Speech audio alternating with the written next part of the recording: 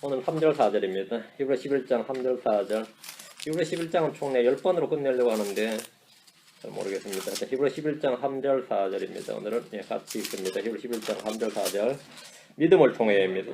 믿음을 통해 우리는 세상들이 하나님의 말씀으로 지어진 줄을 깨닫나니 그런즉 보이는 것들은 나타나가 보이는 것들로 만들어지지 아니하였느니라. 4절. 믿음으로 아벨은 가인보다 더욱 뛰어난 희생물을 하나님께 드리고 그것으로 말미암아 자기가 의롭다는 증거를 얻었으니 하나님께서 그의 예물에 대하여 증언하시느니라. 그가 죽었으나 믿음으로 여전히 말하고 있느니라.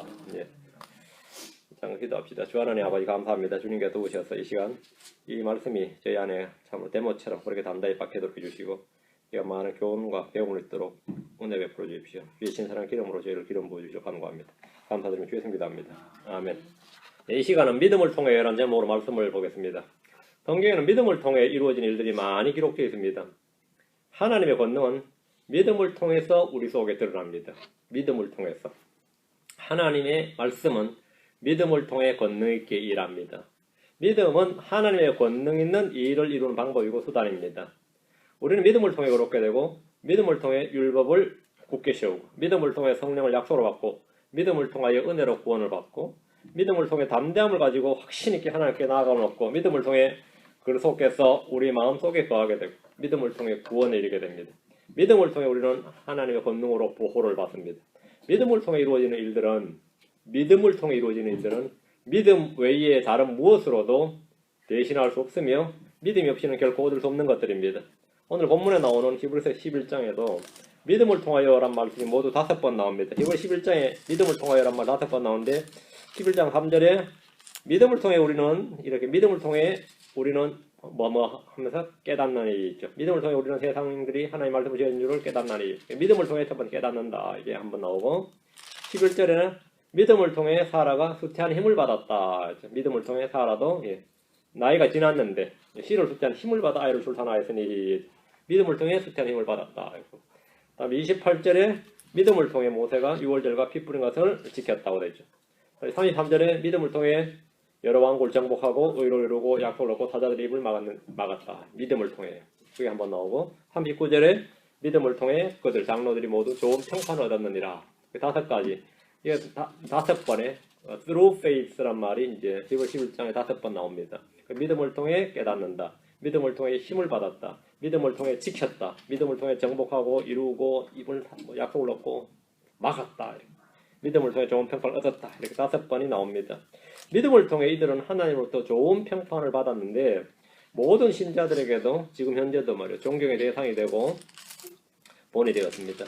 저는 오늘 이 중에서 믿음을 통하여 깨닫나니 3절 말씀 믿음을 통해 우리가 깨닫나니 이 말씀을 지원하고자 합니다. 믿음을 통해 깨닫나니 우리말로 깨닫나니 understanding이지 understand 깨닫나니 이해하다 깨닫는다 깨달음이라고 번역된 단어는 이제 그냥 이해하다는 말이에요. 이해하다 깨달음 또는 명철 지각 이해하다 한국말로 문맥에 따라서 그냥 적합한 어휘를 딱 뽑아냈는데 모두 한 단어입니다. 그냥 understand입니다.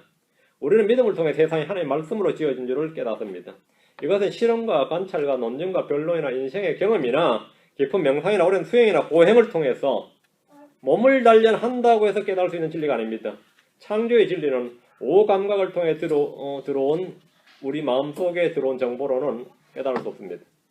우리의 영에 이해를 주는 것은 믿음을 통해서입니다. 세상의 모든 지식과 달리 영적 지식, 영적 정보, 영적 진리는 오직 믿음을 통해서만 깨달을 수 있습니다. 자, 본문을 보겠습니다. 3절.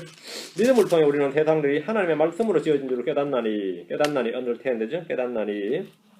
그런즉 보이는 것들은 나타나 보이는 것들로 만들어지지 아니하였느니라 했습니다. 믿음을 통해 깨닫나니 했으니까 영적 진리와 지식을 깨닫는 유일한 방법입니다. 세상들이 무엇으로 만들어졌는지, 어떻게 만들어졌는지, 누가 만들어졌는지 아무도 알 수 없다. 이게 아닙니다. 알 수 있다 이거죠. 누구나 알 수 있고 누구나 알 수 없어요. 세상의 기원과 물질의 기원 어떤 이런 건 설명할 때 믿는 그리스도인들은 누구나 다 알고 있습니다. 근데 자연인은 믿음을 통하지 않고 다른 방법으로 알려고 시도를 하는데 알 수가 없다. 그들에게 물으면 뭐라 그러죠? 알 수 없다. 그게 뭐죠? 불가지론입니다. 알 수 없다. 사람이 그걸 어떻게 아느냐. 지금도 끊임없이 이제 조사를 하는 거죠. 그래도 우주선을 따올리는 겁니다. 골련서 2장 14절에 그러나 본성에 속한 사람은 하나님의 영의 것들을 받아들이지 아니하나니 그것들이 그에게는 어리석은 것이니라. 또 그가 그것들을 알 수도 없나니 이는 그것들이 영적으로 분별되기 때문이니라. 알 수도 없나니 알 수가 없다. 자, 연인들은 받아들일 수도 없고 알 수도 없다고 말하는 게 있습니다. 그게 영적 진리입니다. 거듭난 사람들은 영적인 것을 이해할 수 있는 인식기관이 있습니다. 인식기관이 있어요. 그게 뭐죠? 거듭난 영입니다. 거듭난 영, 깨끗한 마음이에요. 선한 양심. 이게 인식기관입니다. 진리를 인식할 수 있는 방법이 뭐냐면 through faith, 믿음을 통해서입니다. 그래서 하나님의 모든 말씀을 우리는 쉽게 이해할 수 있습니다. 이성은 오감각을 통해서 마음속에 받아들여진 내용들을 바탕으로 이해를 합니다. 반면에 우리 영은 말씀을 듣고 믿음을 통해서 이해합니다. 그리스도인이 되면 믿지 않는 천문학자나 물리학자나 지질학자나 생물학자들이 우주와 지구의 기원에 대해서 이해하려고 시도하는 것보다 훨씬 더 많이 정확하게 그런 내용들을 이해합니다. 저와 여러분은 세상이 진화된 것이 아니라 창조된 것을 깨닫습니다. 그걸 깨달았어요. 그 어떻게 깨달았습니까? 명상의 명상을 거듭하고 고행의 고행을 거듭해서 깨닫는 게 아닙니다. 믿음을 통해 깨달은 겁니다.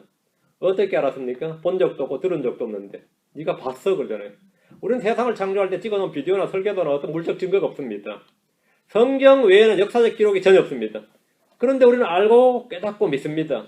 하나님은 진리를 전달하고 이해하도록 믿는 이들 안에 믿음을 주셨기 때문입니다. 우리는 믿음을 통해 깨닫습니다. 우리가 창조에 대해서 깨닫는 게 뭡니까? 첫째가 하나님의 말씀으로 세상은 창조되었다. 하나님은 자신의 말씀으로 세상을 창조하셨다. 우리는 이걸 깨닫습니다. 세상은 하나님의 말씀으로 지어졌습니다. 요한복음 1장 1절 3절에 처음에 말씀이 계셨고 말씀이 하나님과 함께 계셨으며 말씀이 하나님이었더라. 바로 그분께서 처음에 하나님과 함께 계셨고 모든 것이 그분에 의해 만들어졌으니 만들어진 것 중에 그분 없이 만들어진 것은 하나도 없더라. 세상은 누군가 지으신 이가 있습니다. 이것이 지극히 상식적이고 보편타당한 생각입니다. 하늘 깊은 산골을 여행하든지 아니면 광야를 여행하든지 사막을 여행하든지 그죠? 그런데 하다가 거기에 움막이나 아니면 쟁기라도 하나 발견했다 한번 가정을 해봅시다. 그럼 누가 어떻게 판단합니까? 탐사하던 사람들이 어떻게 생각해요? 아, 여기도 누가 살고 있었구나. 살고 있구나. 이렇게 판단하죠. 응? 여기에 누가 살았구나. 이렇게 생각할 겁니다. 아무도 세월이 오래 지나다 보니까 수천 년이 지나니까 이런데도 움막이 하나 진화가 되어서 하나 더 만들어져 있고 이 속에 전기가 하나 들어있구나. 밖으로도 있구나. 이런 사람은 없단 말이죠. 이런 산골에 저절로 집이 지어졌구나. 저절로 집이 지어지는구나. 이렇게 생각하는 사람은 아무도 없을 겁니다. 그런 사람 없을 겁니다. 히브리서 3장 4절에 집마다 지은 사람이 있을 때 모든 것을 지으신 분은 하나님이시니라. 모든 것을 지으신 분은 하나님이시다. 이 진리는 종교학자들의 권위는 해석이나 교리에 따른 것이 아니라 믿음을 통해 우리가 깨닫고 이해하는 진리, 우리가 믿고 확신하는 진리입니다. 시편 33편 8절 9절에 온 땅은 주를 두려워하고 세상의 모든 거주민은 그분을 두려워하며 설지하다. 그분께서 말씀하심에 그것이 이루어졌으며 그분께서 명령하심에 그것이 굳게 섰도다. 그분께서 말씀하심에 이루어졌고 명령하심에 섰도다. 우리 이걸 깨닫습니다. 둘째, 모든 것은 예수 그리스도에서 예수 그리스도를 위해서 예수 그리스도로 말미암아 존재한다는 겁니다. 우리가 깨닫는 겁니다. 믿음을 통해 우리가 깨닫는 것. 사물의 존재 목적과 존재 이유, 존재 원인 이런 모든 것을 깨닫는다는 겁니다. 골로새 1장 16절 17절에 이는 그분에 의해 모든 것이 창조되었기 때문이라. 하늘에 있는 것들과 땅에 있는 것들과 보이는 것들과 보이지 아니하는 것들 곧 왕자들이나 통치들이나 정사들이나 권능들이나 모든 것이 그분에 의해 창조되고 그분을 위하여 창조되었노라. 또 그분께서 모든 것보다 먼저 계시고 모든 것은 그분으로 말미암아 존재하느니라. 이거보다 창조에 대한 모든 논증이 더 잘된 게 없습니다. 창조의 목적과 창조의 모든 게 다 이 두 구절에 다 들어있어요. 이 세상이 우연히 창조되지 않았듯이 이 세상이 지금처럼 존재하는 건 역시 우연이 아닙니다. 창조주신 예수 그리스도로 말미암아 존재합니다. 말씀으로 지어진 세상은 말씀으로 붙들림을 받아서 질서와 조화 속에서 하나님 운행하시는 대로 일정하게 유지되고 있습니다. 사람들은 환경 파괴를 걱정하고 남극의 빙하가 녹느니 하늘의 오존층이 엷어지고 오존 탄소 배출권이 어쩌고 난리를 쳐져도 갑자기 이 세상에 전무후무한 대재앙이 닥칠 것이다. 그죠? 뭐 해성이 부딪혀가지고 뭐 행성이 부딪혀가지고 아주 그럴싸한 말들로 연구를 빙자한 예언을 합니다. 과학적 연구다. 연구를 빙자한 예언을 하지만 모두 헛된 점괘에도 미치지 못합니다. 그 과학자들이 발표한 그 논문이 말이죠. 점쟁이들이 말한 헛된 점괘에도 미치지 못해요. 세상이 하나님의 말씀으로 지어진 줄을 깨닫는 믿음의 소유자들은 세상이 소위 말하는 학자들이 말하는 사람들이 말한 대로 흘러가지 않는다는 것도 깨닫습니다. 히브리 1장 3절에 하나님의 영광의 광채시오 그분의 자체의 정확한 형상이시며 자신의 권능의 말씀으로 모든 것을 떠받치시는 uphold, 붙드시는, 지탱하시는 말이죠. 모든 것을 떠받치시는 이 아들께서는 친히 우리의 죄들을 정결하게 하신 뒤에 높은 곳에 계신 존엄하신 분의 오른편에 앉으셨느니라. 말씀으로 지어진 세상은 지으신 분의 말씀으로만 유지가 됩니다. 우리는 믿음으로 이 사실을 깨닫습니다. 하나님께서 하늘과 땅을 지으시고 그 안에 모든 것을 보존하시는 분이라는 사실을 기억하십시오. 세상은 불로 망하지, 세상의 심판은 불로 망하지 사람들이 말한 그 무엇으로 망하지 않습니다. 뭐 행성 충돌이니 핵폭발이니 기타 등등의 어떤 말도 믿음이 없는 자들의 헛소리요 헛된 예언에 불과합니다. 하나님께서 권능의 말씀으로 붙들고 계시며 보존하고 계신다는 사실을 성경을 통해서 우리는 확연하게 깨닫고 확신할 수 있습니다. 느헤미야 9장 6절에 주 곧 주는 홀로 주시니 주께서 하늘들의 하늘과 그것들의 모든 군대와 땅과 그 안에 모든 것과 바다들과 그 안에 모든 것을 지으시고 그것들을 다 보존하시오매. 그것들은 뭐라고? 다 보존하시오매. 하늘의 군대가 주께 경배하나이다. 다 보존하시매. 그 생물 뭐 멸절 이런 거 있잖아요. 그거 딱 그 소리죠. 주님이 다 보존하신다잖아요. 우리 눈에 안 보인다고 이게 멸종한 건 아니에요. 그죠? 우리는 미래학자가 아닙니다. 우리는 과학자들도 아니에요. 그 과학적 증거대라 하면 그거 증거 찾을 시간도 없어요. 그렇죠? 하지만 우리는 이미 성경을 통해서 그런 내용들을 다 이해하고 있습니다. 연구도 실험도 관찰도 없이 오직 주께서 하신 말씀을 통해서 이 모든 사실을 뭐한 거죠? 깨달은 거예요. 깨달았도다. 크리스천들은 다 뭐한 사람들이라고요? 깨달은 자들입니다. 믿는 자는 깨닫는 자다. 그거는 다 각성자다. 이거죠. 모든 크리스천들이 각성한 사람들이에요. 이 동양종교의 최고봉이 뭔지 알죠?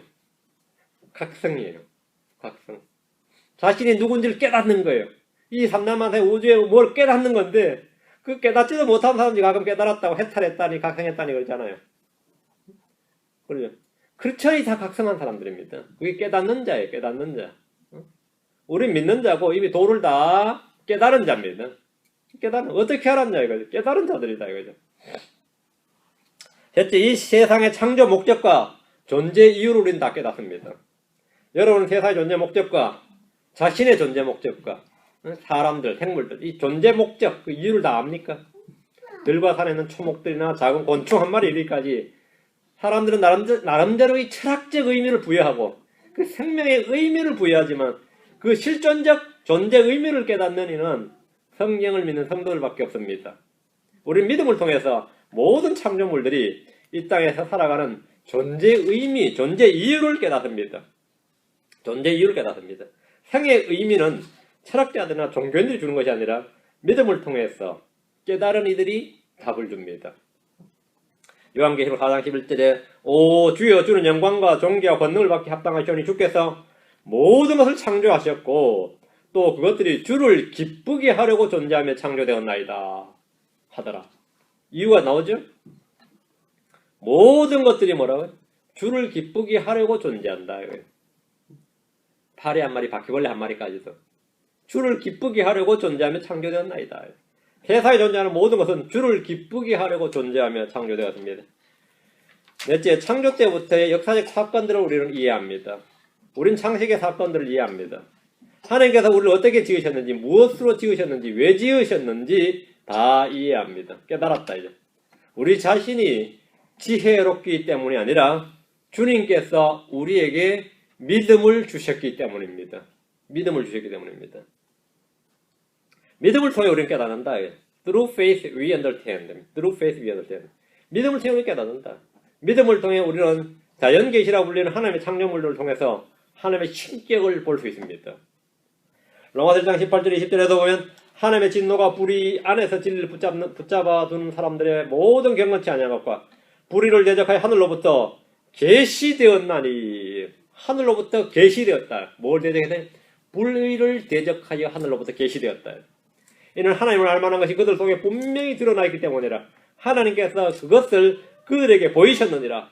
그분의 보이지 아니하는 것들 곧 그분의 영원하신 권능과 신격은 세상의 창조 이후로 분명히 보이며 만들어진 것들을 통해 깨달아 알 수 있나니 그러므로 그들이 변명할 수 없느니라. 자연계시입니다. 깨달아 알 수 있나니 보이며 깨닫나니.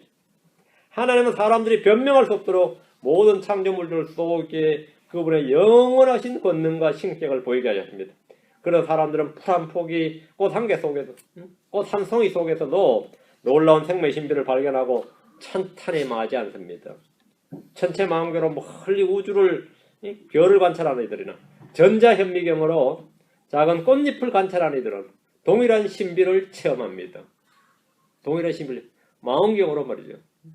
수천 광년, 수백 광년 뒤를 보는 멀리를 보는 사람이나 현미경으로 그 작은 거 보이지 않는 걸 보는 거나 사람들이나 동일한 뭔가를 발견합니다. 소위 경외감이란 것이 몸속에 스며드는 겁니다. 하나님의 권능과 신격이 보이기 때문입니다. 자, 4절입니다. 11장 4절. 믿음으로 아벨은 가인보다 더욱 뛰어난 희생물을 하나님께 드리고 그것으로 말미암아 자기가 의롭다는 증거를 얻었으니 하나님께서 그의 예물들에 대하여 증언하시느니라. 그가 죽었으나 믿음으로 여전히 말하고 있느니라. 아담의 아들인 아벨은 우리 주 예수 그리스도께서 친히 그 실명을 거론하시면서 역사성을 인정하셨습니다. 역사적 실존 인물임을 인정하셨습니다. 아벨은 신화적 존재가 아닙니다. 전설이나 구전이나 설화가 아닙니다. 역사적 인물입니다. 히브리서 기자 역시 아벨을 두 차례나 지금 언급하는데 11장 4절에 한번 나오고 12장 24절에 한번 나오고 두 번이나 아벨이라는 실명을 거론했습니다. 아담이 불신과 불순종으로 행한 인류의 첫 번째 죄인이었다면 아벨은 인류에서 믿음으로 행한 첫 번째 의인이었습니다. 아담은 하나님의 말씀을 듣고 그것도 불신과 불순종으로 세상에 죄를 가져온 사람이죠. 그리고 하나님 앞에 죄인으로 판명된 사람, 죄인으로 정죄를 받은 첫 번째 사람이었고 죄인들 가운데서 하나님 앞에서 믿음으로 의롭게 받아들여진 의롭게 된 첫 번째 사람, 의인으로 칭함받은 첫 번째 사람이 아벨입니다. 아담이 결코 얻지 못했던 의로운 자, he was righteous. He was righteous. 그는 의로운 자였더라. 아벨이죠. he가. 그는 의로운 자였다. 이렇게. 아담이 결코 얻지 못했던 의로운 자란 증거를 아벨은 얻었습니다. 아벨은 참된 경배란 무엇인가? 하나님이 받으시는 헌물은 무엇인가? 입증한 사람입니다. 또한 죄인으로 태어난 사람이 하나님 앞에서 의롭게 될 수 있는 길이 무엇인가? 그것을 몸소 보여준 사람입니다. 이 아벨입니다. 믿음으로 아벨은 가인보다 더욱 뛰어난 희생물을 하나님께 드리고 했는데 믿음은 하나님의 말씀을 들음으로써 납니다. 그렇죠? 성경에 따르면 믿음 어떻게 나죠? 하나님의 말씀을 들음으로 난다 그랬어요. 믿음으로 아벨이 드렸다 그랬어요. 믿음으로 드렸다는 말은 아벨이 하나님께 말씀을 들은 대로 드렸다는 말입니다. 아벨은 대언자였습니다. 누가 보면 11장 50절 51절에 보면 아벨과 성전 제단에 죽은 대언자 사가랴 모든 대언자의 피를 근데 주님께서 모든 대언자를 때 아벨로부터 성전 제단에 죽은 사가랴까지 그랬어요. 그렇죠? 그러니까 모든 대언자였으니까 아벨부터 주님께서 대언자를 잡은 거죠. 기준이 아벨은 대언자였단 말이죠. 아벨은 대언자였다. 대언자는 하나님의 말씀을 듣고 선포한 사람이 대언자죠. 아벨은 경배와 희생물에 관해 주의 말씀을 들었고 그것을 선포했습니다. 아벨이 아무것도 듣지 못했다면 그에게 믿음이 생길 수가 없습니다. 믿음은 사람의 마음속에 잠재되어 있던 어떤 의식이 깨어나는 것이 아닙니다. 믿음은 자각, 즉 호련한 깨달음이 아닙니다.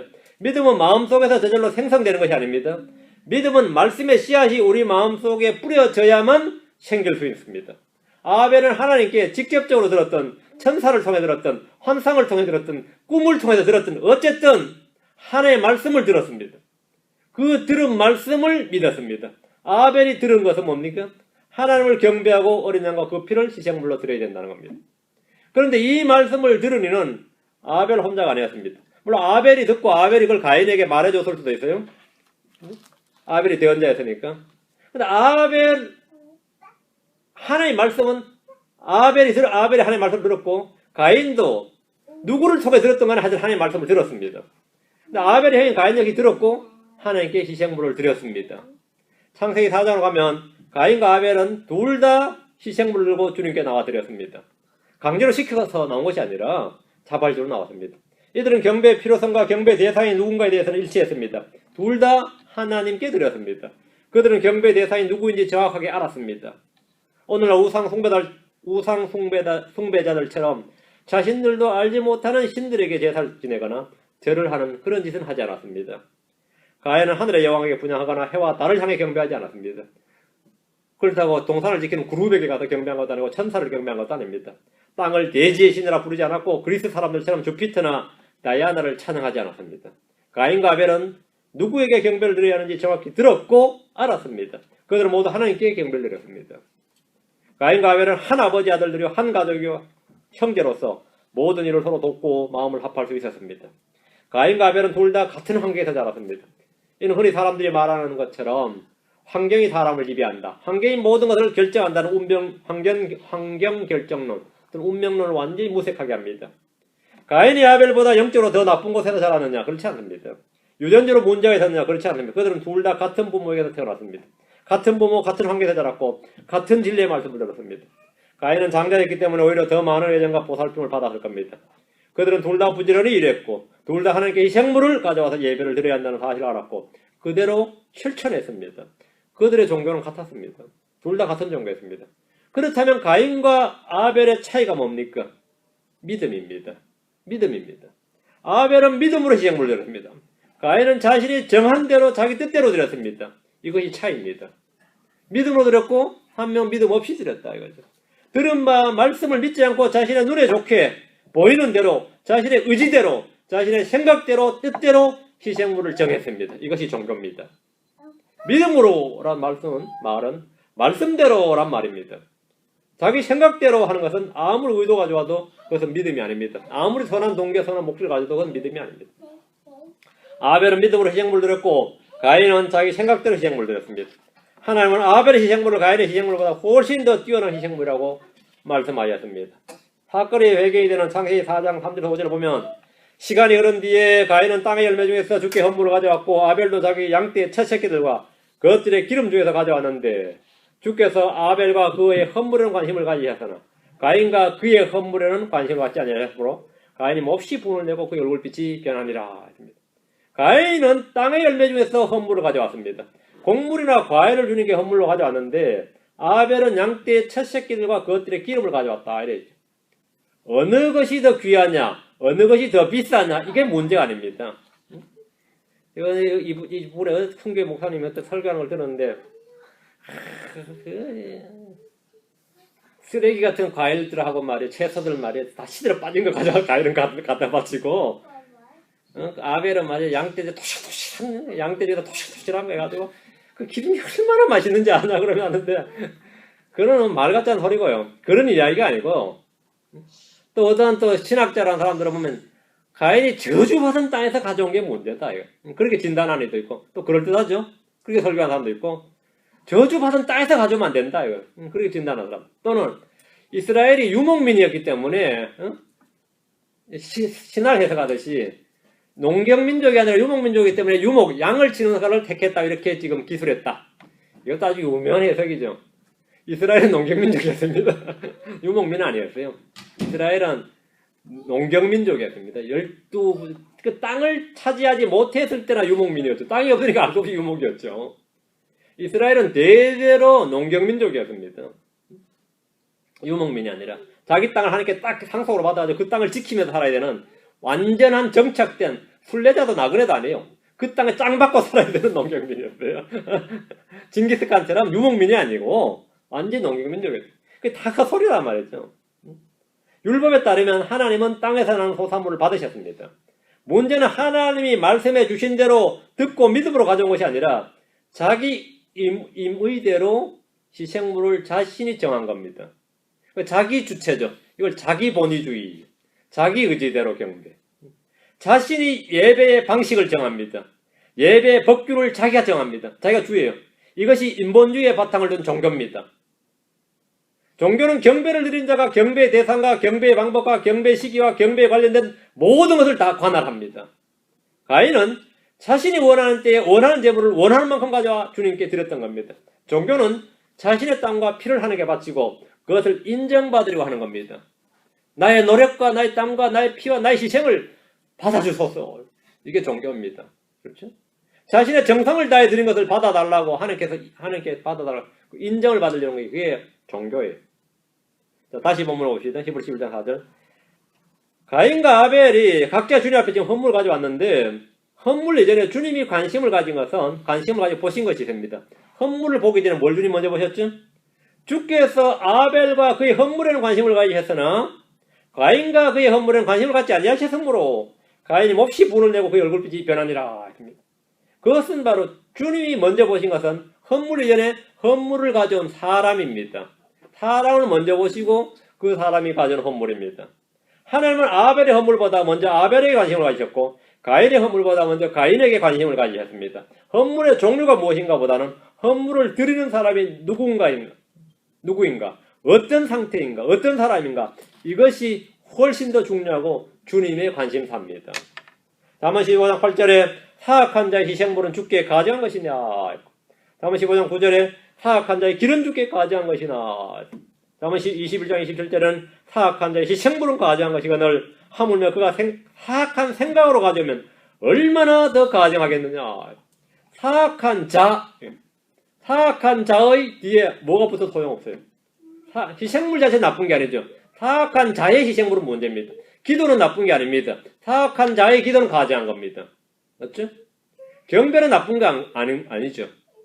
근데 사악한 자의 뭐는 다 뭐라고 주께 가져한 겁니다. 가인의 문제는 그가 가져온 희생물 이전에 그 자신이었습니다.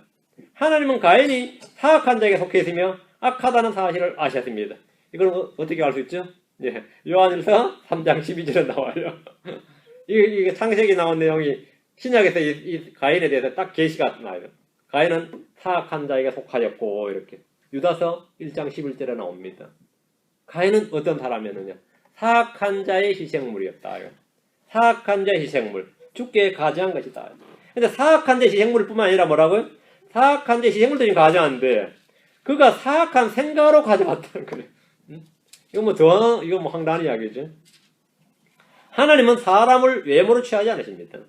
주님은 그들의 중심을 보시고 그들의 영을 달아보시며 그들의 믿음을 보십니다. 어떤 사람들은 이 부분을 읽으면서 은근히 가인을 동정하기도 하고 가인이 좀 안됐다, 불쌍하다. 그런 사람들은 자신이 가인의 후예고 가인의 길을 걸어가고 있기 때문일 겁니다. 가인과 아벨이 동시에 주님께 헌물을 가져왔다는 사실은 이미 죄로 인한 속죄를 해야 함을 알고 있었다는 증거입니다. 아담 이후로 인간 본성으로 하나님께 속죄제를 드리는 일은 없습니다. 하나님께 드리는 속죄제는 특별 계시가 있어야 됩니다. 주님은 희생물 드리는 속죄제에 대해서 말씀해 주셨고 가인과 아벨은 하나님의 말씀을 들었기 때문에 제단 앞에 나와서 희생물을 드린 겁니다. 죄의 속죄는 오직 어린 양의 피로만 가능합니다. 아벨은 하나님의 말씀을 들었고 그 믿음으로 어린 양을 드렸습니다. 피 흘림이 없은 적 사면이 없느니라. 이 말씀이 이미 여기서 확정된 거죠. 가인은 그렇지 않았습니다. 그는 말씀을 들었지만 믿음대로 하지 않았습니다. 그는 매우 종교적이었을지 몰라도 의롭진 않았습니다. 문제는 믿음입니다. 창세기 4장 5절을 보면 가인과 그의 헌물에는 관심을 갖지 아니하셨으므로 가인이 몹시 분을 내고 그의 얼굴빛이 변하니라. 하나님의 믿음을 행치 않을 때 가인을 받지 않으시고 그의 헌물도 받지 않으셨습니다. 너는 받지 않아도 네가 가지고 온 헌물은 내가 받으마. 그러지 않았다 그랬죠. 헌물도 받지 않으셨습니다. 창세기 4장 7절에 보면 내가 잘 행하면 어찌 너를 받지 아니하겠느냐. 주님께서 하신 말씀 겁니다. 어찌 너를 받지 아니하겠느냐. 주님의 관심은 뭐죠? 가인의 헌물이 아니었습니다. 가인이었습니다. 네가 잘 행하면 내가 어찌 너를 받지 아니하겠느냐. 너의 희생물을 받지 아니하겠느냐가 아니에요. 너를 받지 않겠느냐. 내가 잘 행하면 이거 뭐죠? 이 말씀은 네가 믿음으로 행하면 하나님의 말씀을 들은 대로 순종하면 들은 말씀에 순종해서 행하면 왜 내가 너를 받지 아니하겠느냐 이 말이에요. 그럼 다 받는데 주님은 자신에게 나온 자를 뭐라고요? 외모에 차별 두지 않으시고 다 받으신다고 하셨습니다. 가인도 당연히 받으시죠. 내가 잘 행하면 이거 뭐죠? 선행이 아닙니다. 믿음의 행입니다. 믿음의 행위를 하면 왜 내가 너를 받지 아니하겠느냐. 하나님 앞에서 잘 행하는 것은 선행이나 의로운 행실이나 거룩함이 아니라 믿음으로 행하는 겁니다. 순종이 제사보다 낫고 희생헌물보다 낫습니다. 사무엘이 사울에게 말한 대로 주께서 주의 음성에 순종하는 것만큼 번제 헌물과 희생물을 크게 기뻐하시나이까. 보소서 순종의 희생헌물보다 낫고 귀를 기울인 것이 순양의 기름보다 나으니라. 가인과 아벨의 차이는 결국 믿음의 차이, 순종의 차이였습니다. 인격의 차이가 아닙니다. 인격의 차이가 아니에요. 업적의 차이가 아닙니다. 학력의 차이가 아니고 경제력의 차이가 아닙니다. 종교와 철학의 차이가 아닙니다. 가인과 아벨을 확연하게 구분해 준 것은 믿음의 차이였습니다. 하나님께서 받으시는 유일한 희생물은 하나님께서 미리 말씀해 주신 그대로 드릴 때입니다.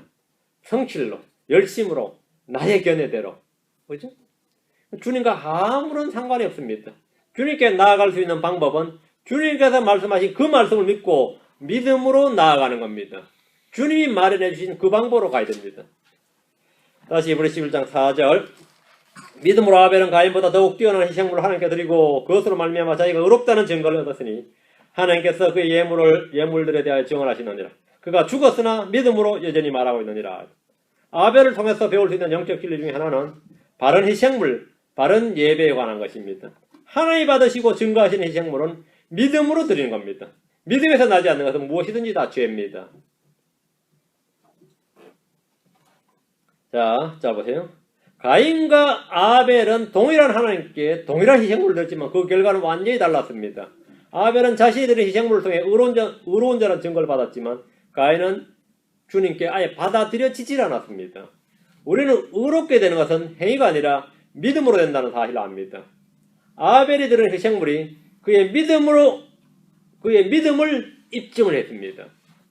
그의 행위로 그의 믿음을 뭐 했다고요? 입증을 한 겁니다. 행위로 의롭게 된 게 아니라 행위로 믿음을 입증한 겁니다. 믿음으로 의롭게 됐죠. 아벨이 드린 예물들에 대해서 증언하셔야 됩니다. 자, 여러분, 자기가 의롭다는 증거를 얻었으니 하나님께서 그의 예물들에 대하여 뭐 하셨다? 증언하시느니라. 증거를 얻었고 증언을 받은 거죠. 그렇죠? 그 행위는 증거와 증언이 되는 겁니다. 행위는 그 사람의 믿음의 증거고 증언이 된다 이 말입니다. 예. 이것이 바로 믿음의 결과입니다. 믿음의 결과예요. 믿음의 행위고 하나님은 가인과 아벨에게 무슨 희생물을 드려야 하는지 말씀을 해주셨는데 그것은 바로 어린 양입니다. 어린 양의 죽음과 피를 통해 세상 죄를 제거하는 하나님 어린 양이신 예수 그리스도를 보여주기 위함입니다. 아담이 죄를 지었을 때 이미 어린 양의 가죽으로 옷을 해 입히셨고 아벨이 드린 양의 희생물로 속죄제에 대한 진리를 계시해 주셨습니다. 성경 에덴에서부터 시작된 어린 양에 대한 계시가 점진적으로 구체화됩니다. 아브라함은 이삭을 바침으로 어린 양 예수를 예표했습니다. 출애굽에서 6월절 어린 양을 계시해 주셨고 어린 양의 피와 죽음에 대한 증언은 마침내 우리 주 예수를 통해서 세상 죄를 제거하시는 하나님의 어린 양을 보라 이렇게 하나님의 어린 양을 보라. 그 하나님의 어린 양이 누구였습니까? 한 사람이었어요.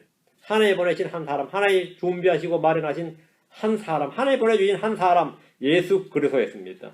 성경에서 누가 믿음으로 무엇을 행했을 때 그 일은 반드시 믿음의 창시자요 완성되신 예수 그리스도와 직결되어 있습니다. 주 예수 그리스도와 무관한 어떤 진리도 믿음과 상관이 없습니다. 예수님과 상관없는 건 믿음이 아닙니다. 믿음의 행위는 모두 믿음의 주이신 예수 그리스도로부터 비롯되는 것이기 때문입니다. 그런데 사람들이 생각해낸 자신들의 방식대로 헌물을 드린다면 그것은 하나님의 어린 양 예수를 전혀 보여줄 수 없게 됩니다. 아벨이 드린 희생물은 주님을 예표한 희생물이고 우리의 죄를 위해 드려진 예수 그리스도의 예표였습니다. 우리는 바로 죄먹고 흠없는 어린 양의 보배로운 피로 구속되었습니다.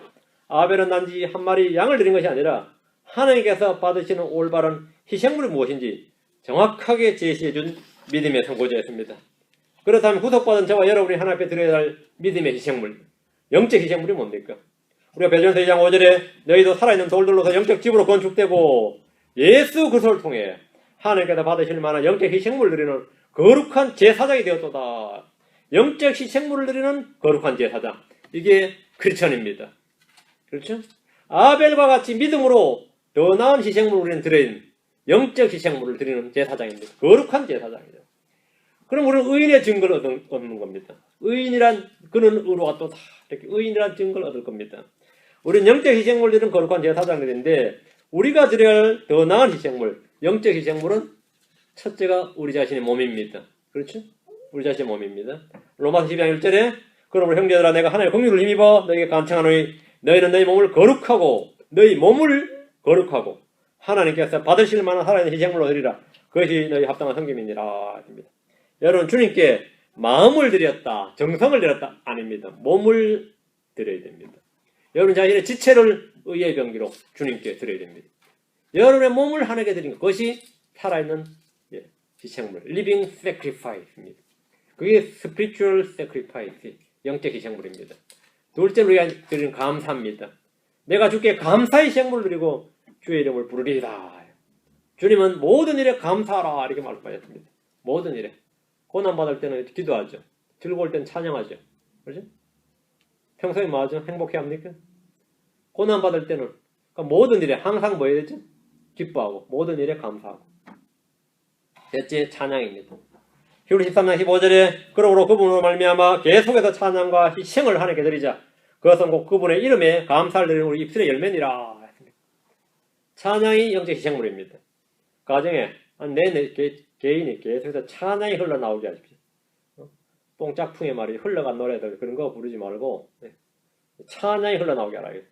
시편 기자는 말하기를 내가 사는 동안에 주께 노래하며 내가 생존하는 동안에 내 하나님을 찬양하려다. 언제 동안이요? 내가 사는 동안에, 내가 생존하는 동안에, 내가 사는 동안에, 내가 생존하는 동안에 내 하나님을 찬양하려다. 찬양은 단순한 노래가 아닙니다. 다윗이 하프를 탔을 때 사울 안에 있던 악령이 쫓겨났습니다. 바울과 실라가 감옥에서 찬양을 불렀을 때 지진이 나서 옥문이 열렸습니다. 주님께 드리는 찬양의 희생물을 계속해서 드리자. 계속해서 드리자. 하나님께. 계속해서 찬양과 희생을 하나님께 드리자. 계속해서 언제까지? 내가 생존해 있는 동안. 내가 살아있는 동안입니다. 넷째로 우리가 드려야 될 희생물은 나누어 주는 겁니다. 히브리서 13장 16절에 오직 선을 행하는 것과 나누어 주는 것을 잊지 말라. 하나님께서는 이 같은 희생물을 매우 기뻐하시느니라. 믿음의 형제 자매님들이 서로 나누어 주고 서로 함께 이게 바로 선을 행하는 거예요. 이것은 하나님이 매우 기뻐하시는 가장 기뻐하시는 희생물입니다. 우리는 영적인 것뿐 아니라 물질적인 것을 서로 나누어 가져야 됩니다. 빌립보 성도들은 바울에게 물질을 공급했는데 바울이 이것을 걸어서 뭐라 했냐면 달콤한 냄새의 향기요 받으실 만한 희생물이었습니다. 받으실 만한 희생물 하나님을 매우 기쁘게 한 것이니라. 매우 기쁘게 한 것이니라. 양의 문제가 아닙니다. 마음의 문제죠. 액수의 문제가 아니라 마음의 문제. 성경 헌금을 하는 것이나 누굴 돕는 것이나 다 마음의 문제죠. 진짜 부자들은 못 도와요. 없는 사람이 돕지. 진짜. 그럼 저도 늘 체험하는 바예요. 없는 사람들이 도와요. 없는 사람들이. 성경 헌금하는 것이나 목자를 지원하는 일이나 선교사를 지원하는 일이나 이런 것은 모두 하나님을 매우 기쁘시게 하는 희생물입니다. 매우 기뻐하시느니라. 다섯째가 독특한데 상한령입니다. 상한령. 하나님께서 구하시는 희생물은 상한령이라. 하나님과 상하고 통하는 마음을 주께서 멸시하지 아니하시리다. 마음이 상했다. broken, contrite라 그러죠. 주님은 마음이 상한 자를 치유하러 오셨는데 마음이 상한 것은 죄가 아닙니다. 잘못이 아니에요. 영이 상한 것은 결코 잘못이 아닙니다. 여러분의 마음이 무엇 때문에 상하셨느냐? 요즘 너무 마음이 상했어. 참 한국 사람들일 때 어떻게 표현하죠? 한국 사람들이 영이 상했다 이런 표현은 한국식 일상어에 없어요. 한국 사람들이 일상어에 있어. 뭐지? 속상했다. 그래. 속이 상했다. 속이 상했다. 그 속이 상했다. 속이 시원해졌다. 속이 뻥 뚫렸다. 속이 콱 막혔다. 그 속이, 한국 사람이 그 속이란 말 있죠. 그게 성경적 용어로 영입니다. 영입니다. 속이 상해 미친다. 왜 속이 상했어요? 자기 일이 안 돼서 속상한 사람이 있고 그 사람이 이제 화병 걸린다. 속이 상해. 이 속병이라지. 이 속병은 화병이라고 해요. 화병. 그 양키들이 이게 양키들한테는 없는 병이라 가지고요. 의학 용어 사전에 한국 이름 써놔서 화병하고 적혀 있어요. 그건 한국어로 한국어로 WHA 해가지고 화병 해가지고 주로 에이시언들, 스페셜리 코리언들 흔히 일어나는 중에 발병하는 병이라 이렇게 그 용어 사전에 있어요. 여기에 사람들 그냥 스트레스라 그러잖아요. 그죠? 간단하게. 그렇게 한국 사람들 그 말로는 안 차요. 그게 용어가 정확한 설명이 안 돼요. 그걸로는. 한국 사람들이 그 말하면 내가 뭐라죠? 속이 깊은 속에서 그렇죠? 속에서 그 속이 말 그 속이 상하는 자체는 나쁜 게 아니에요. 근데 뭘로 상했느냐 그죠? 진리를 알지 못하는 가족들로 해서 지금 마음이 상하고 말이죠. 구원은 받았지만 진리의 말씀을 알지 못하고 양육받지 못하는 사람들로 마음이 상하고 성장하지 않고 여전히 세상을 살아가는 자신의 모습에 속이 상하고 마음이 상하고 막 입술로는 주님을 사랑한다고 하면서 열매 없는 어두움의 일과 세상을 바라보는 자신을 보고 마음이 상했다면 이는 하나님께서 구하신 희생물이에요. 그러니까 속이 상해야 돼요. 아무렇지도 않으면 안 돼요. 속이 상해야 정상입니다. 그런 일에는 오히려 짜증이 나고 속이 상하고 막 답답해 미치고 그래야 정상이에요.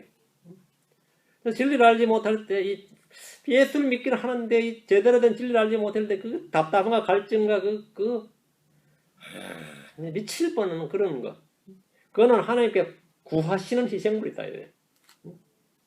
내가 말해서 지난 몇 달 동안 한 번도 복음을 전해본 적도 없고 이게 뭐 성경 이야기를 해본 적도 없다. 이런 건 마음이 상해야 되죠. 상해죠. 그렇게 마음이 상하면 영이 상하면 뭐라고요? 그래서 여러분은 다른 희생물을 드리는 겁니다. 하나님 바로 그런 마음이 필요한 거예요. 그 사람에게. 그런 거 무관하게 낄낄거리고 있으면 안 된단 말이죠.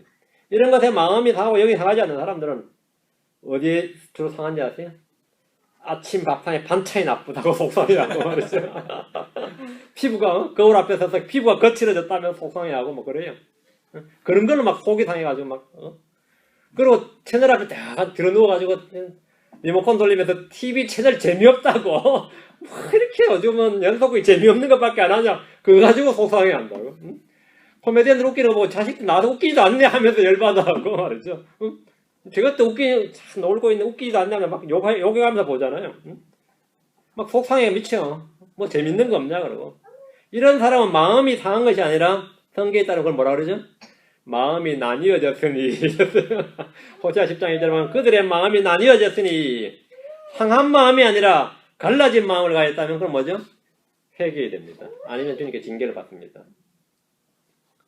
우리 주님께서 위에서 언급한 5가지는 다 우리가 주님께 드려야 할 영적 희생물입니다.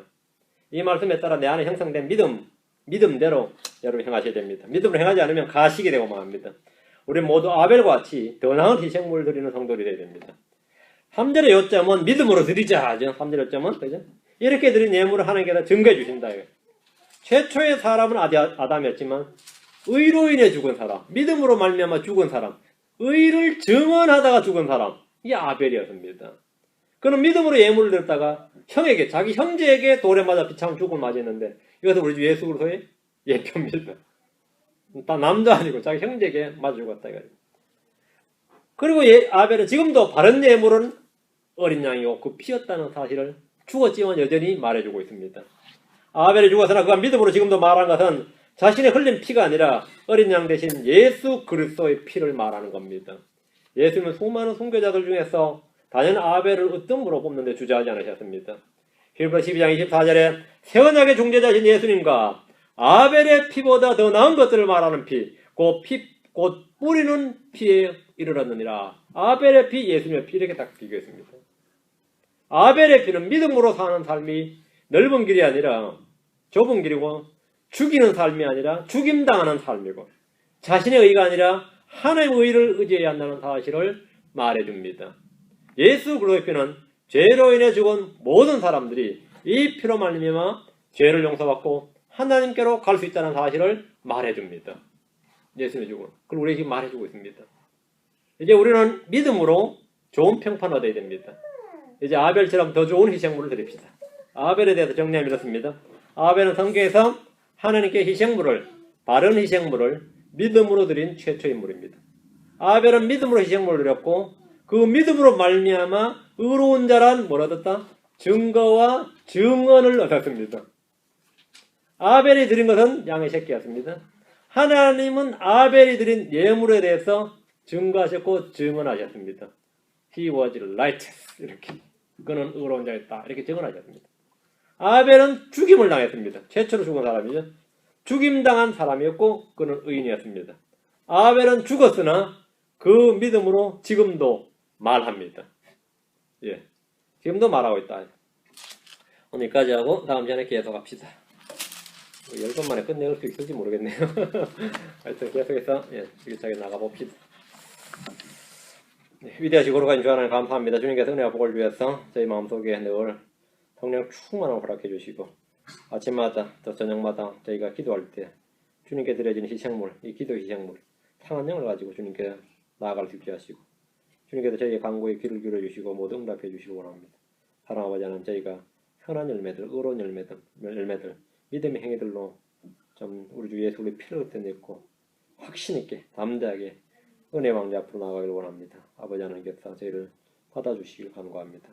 저희 자신 아무것도 아니지만 주님께서 흘리신 피로 주님께서 행하신 의로 인하여 저희를 다 덮어주시고 또 저희를 다 받아주시고 저희가 정말 의로운 자였다 이런 평판을 받을도록 하나님의 증언과 증거를 받을도록 도와주십시오. 감사드리며 주의 성기도합니다. 아멘.